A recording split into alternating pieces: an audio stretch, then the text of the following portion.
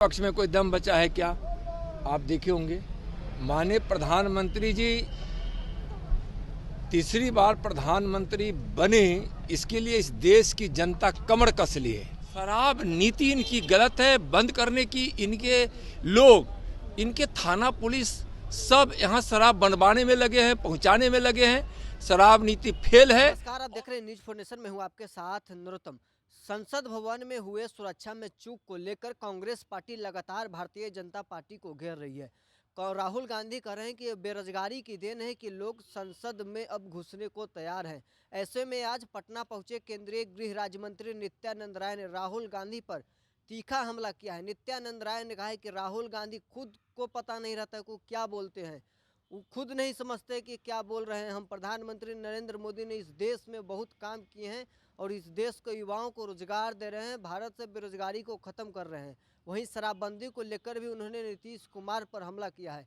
क्या कुछ कह रहे हैं नित्यानंद राय, पहले सुनिए। अटैक हुआ, ये बेरोजगारी का परिणाम है। सरकार ने आज तक बेरोजगारी के लिए कुछ, महंगाई की बात कर राहुल गांधी जी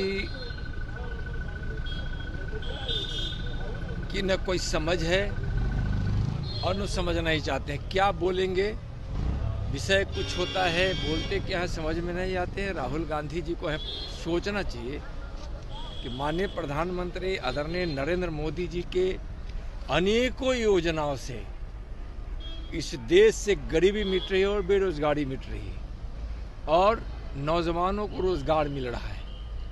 यह साबित हो चुका है, देश और दुनिया देख रहे। राहुल जी कब क्या बोलेंगे उनको कुछ पता ही नहीं होता है।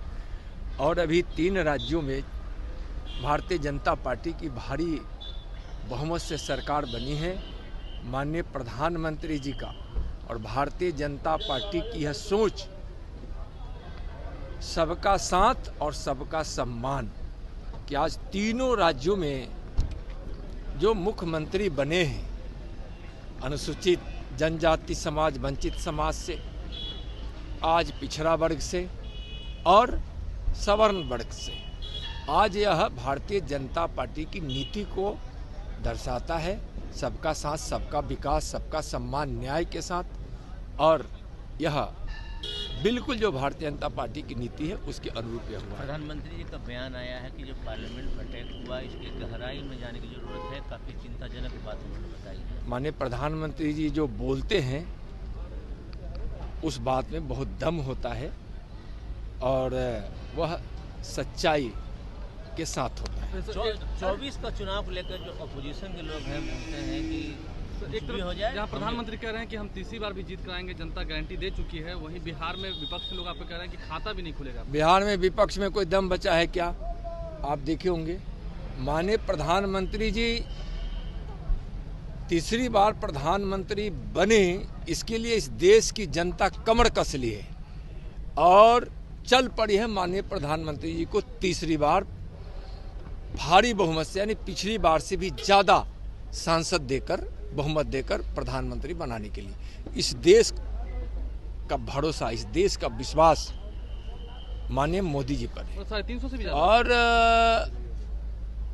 विकास के भगीरथ हमारे माननीय प्रधानमंत्री जी है, जिनके प्रयास से, भगीरथ प्रयास से विकास की गंगा घर घर, जन जन, गांव गांव, शहर शहर पहुंच रही है। गरीबों के जीवन में उत्थान हुआ है, खुशियां पहुंची। आज हर वर्ग, हर समाज और देश के कोने कोने, गांव गांव, शहर शहर के लोग तक जो विकास पहुंच रहा है और जो विश्वास लोगों के मन में आया है, इससे माननीय प्रधानमंत्री जी की लोकप्रियता भी बढ़ी है और देश आत्मनिर्भर बनने की ओर भी है। देश का मान सम्मान भी दुनिया में बढ़ा है और दुनिया के सबसे लोकप्रिय नेता आज हमारे प्रधानमंत्री जी है।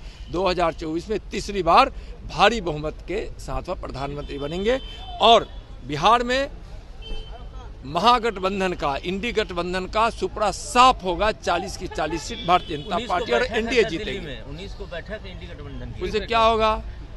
उससे कुछ नहीं होने वाला। इस देश की जनता माननीय प्रधानमंत्री जी को प्रधानमंत्री बनाने के लिए एकजुट हो चुकी है और मंच पे कुछ नेता एकजुटता दिखाने की कोशिश कर रहे हैं और वह भी बेमन से बेमेल की यह जोड़ी है। सब जानते हैं, सब अपने अपने स्वार्थ में है।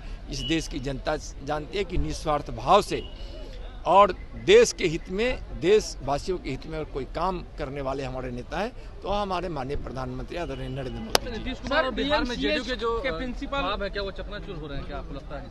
नीतीश कुमार के ख्वाब थे, चकनाचूर हो चुका है। अब क्या होगा? चकनाचूर बिल्कुल साफ, जेडीयू साफ हो चुकी है, आरजेडी साफ हो चुकी है। लोकसभा के चुनाव में 40 की 40 seat NDA Bharatiya Janata party जीतेगी। सर, डीएमसीएच के प्रिंसिपल दारू पार्टी करते देखे गए हैं। जब एम्स बनने की बारी आई तो उन्होंने ही सवाल खड़ा किया था कि एम्स यहाँ बनेगा तो स्वायत्तता भंग हो जाएगी। देखिए, नीतीश कुमार जी अपने जिद पे अड़े रहते हैं। इस बिहार में शराबबंदी बंद होनी चाहिए, उस पर प्रतिबंध लगनी चाहिए, लेकिन शराब नीति इनकी गलत है। बंद करने की इनके लोग, इनके थाना पुलिस सब यहाँ शराब बनवाने में लगे हैं, पहुँचाने में लगे हैं। शराब नीति फेल है और जिसके कारण जहरीली शराब से हजारों लोगों की मौत हो चुकी है।